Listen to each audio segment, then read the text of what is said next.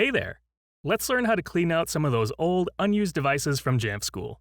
When a device gets old and we replace it with a newer one, we may end up erasing the older one, putting it in storage, or even selling it. No matter what we do with it, Jamf School may still think the old device is active and being managed. And any managed device in our Jamf School inventory counts toward the total number of devices that we're paying for every year.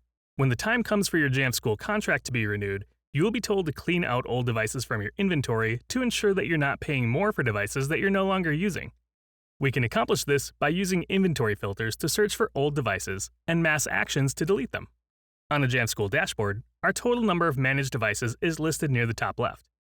Clicking that number will take us directly to the inventory screen. By default, all of our devices are displayed here. Let's use some inventory filters to narrow this list down to our old and unused devices. Since everyone's environment and processes are different, we can't tell you exactly what to look for, but we can provide some examples.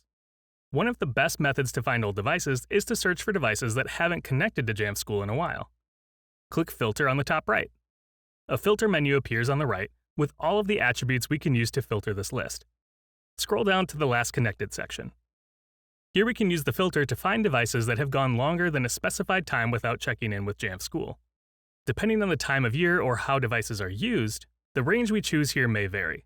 For instance, devices may go unused for 3 to 4 months over the summer, or some teachers may keep their iPads packed away for a month or so in between periods of use. Work with your team and analyze your processes to determine what a good range of time would be for a device to no longer be in use. I'm fairly certain in my environment that any device going more than 4 months without use is probably no longer in circulation. So I'm leaving greater than selected in the first pop-up menu, and choosing 4 months ago from the Select a Range pop-up menu. Immediately, my inventory screen changes to reflect my filter, and I can see 2 devices that have gone a long time without connecting. I know my environment, and I've checked with my team to make sure, and we're all in agreement that these 2 devices are most likely no longer being used and can be deleted. First, select the devices to be deleted by selecting their corresponding checkboxes, or use the checkbox at the top of the column to select all. Before moving them to the trash, a good habit to get into is to export a CSV file with their serial numbers, so we can easily remove the devices from Apple School Manager as well. Click Export, select the serial number checkbox and any other information you may want, and then click Export. A CSV file with all of the serial numbers of the devices will be downloaded to your computer. With the serial numbers downloaded, click Move to Trash in the top right. Now we can see those devices no longer show up on our inventory screen. We can click Reset All in the top right to remove the filters to see what's left of our inventory.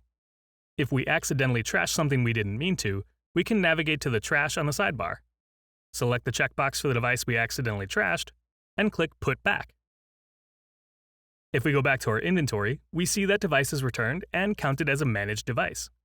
There are many other filters that can be used to find older devices, depending on your school's processes and environment.